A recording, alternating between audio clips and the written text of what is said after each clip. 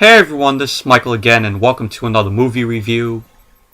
And if you saw my previous videos, which was the review of Identity Thief and my WWE Elimination Chamber 2013 review, at the end of those videos, I said that I was gonna go see or might see A Good Day to Die Hard, and I did see it today, and just got back from seeing it about maybe 30 minutes ago.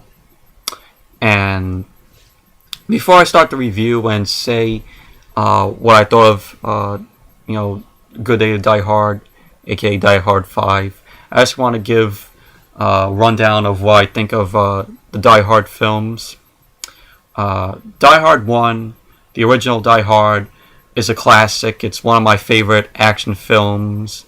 Love the movie, and great villain, Hans Gruber, played by Alan Rickman.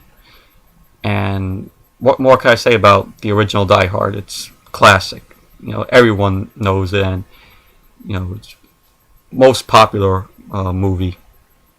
Die Hard 2, in my opinion, is the weakest of the sequels, because although it's not as good as the first movie, it was just, I don't know, I just thought it felt very different.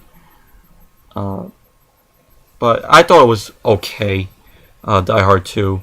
Die Hard with a Vengeance is my favorite sequel of, the Die Hard sequels. I love the relationships with Bruce Willis and Samuel L. Jackson on how they work together. Thought it was really good, and I just love Die Hard with a Vengeance. And Die Hard with a Vengeance should have been a direct sequel to the original Die Hard, because in the original Die Hard movie you had Hans Gruber, and in Die Hard with a Vengeance you had his brother, going after John McClane, played by Bruce Willis. So, Die Hard with a Vengeance should have came after the original Die Hard. Just ignore the second film and just, do that. But love Die Hard with a Vengeance. Live Free or Die Hard, I like Live Free or Die Hard. It's just that Timothy Olyphant as the villain is the weakest part of the movie. And it was PG-13, and I like the movie, but aside from those, I still like it. But now on to A Good Day to Die Hard, or aka Die Hard 5. I gotta admit, I enjoyed this movie. From seeing all the people that give this movie shit, in the reviews, I enjoyed it. I was surprised with this movie. In my opinion, I think this movie is better than Live Free or Die Hard, because of the action in this movie, and in my opinion, it was fast paced though. I know some of you won't agree with me on it, but I found Good Day to Die Hard to be very fast paced. But basically what the movie's about is John McClane, played by, as you all know, Bruce Willis, and his son Jack McClane, played by Courtney, who all of you might know if you saw Jack Reacher with Tom Cruise. And Jack McClane, played by Courtney, he's in the CIA, and he's doing this undercover stuff with a political prisoner played by Sebastian Koch. I think that's how you pronounce his last name. And Sebastian Koch's character has this file, and Courtney's character, Jack McClane, ends up getting arrested for doing this undercover stuff. And so Bruce Willis, he's in the NYPD, and he goes out to flies out to Moscow, Russia, which is where the film takes place. And Bruce Willis, like I said, ends up going out there to find his son. and at first they don't really get along that well. Like, Jay Courtney doesn't really, like, his father, John McClane, played by Bruce Willis, because Bruce Willis wasn't always there for him. And so later on in the movie, they get this bond, this father-son relationship, which I enjoyed.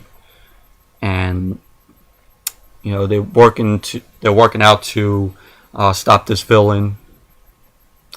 And that's pretty much what I'm going to say of the movie. But it had a lot of action, and I said it was, like I said, it was fast-paced, and I enjoyed the hell out of it. It surprised me. But I would recommend it if you're a fan of the Die Hard franchise. And if you haven't, I did reviews on the other Die Hard films. Just search them on my channel. Search Blu-ray and movie reviews of Die Hard films, because I reviewed the films when I borrowed the Blu-ray set from my friend. So just check out my other reviews of the Die Hard films if you haven't watched them, though. But yeah, so I enjoyed A Good Day to Die Hard. Yes, some of the stuff in the movie is a little corny. The jokes sometimes are a little corny. Like, this is spoilers, though. They end up making fun of Bruce Willis, and saying that he's old and stuff like that. But just like I said, I enjoyed the movie. I really did. I may be the only person out of maybe 20 or 30% of the people who might like this movie. So I don't know, but like I said, I enjoyed the movie. I would recommend. Like I said, I would recommend it if you like the Die Hard films. So yeah. So anyways, that's it for my review of A Good Day to Die Hard, aka Die Hard 5. Thank you all for watching, and until the next video, I'll see you all later. Bye. Yippee-ki-yay, motherfucker.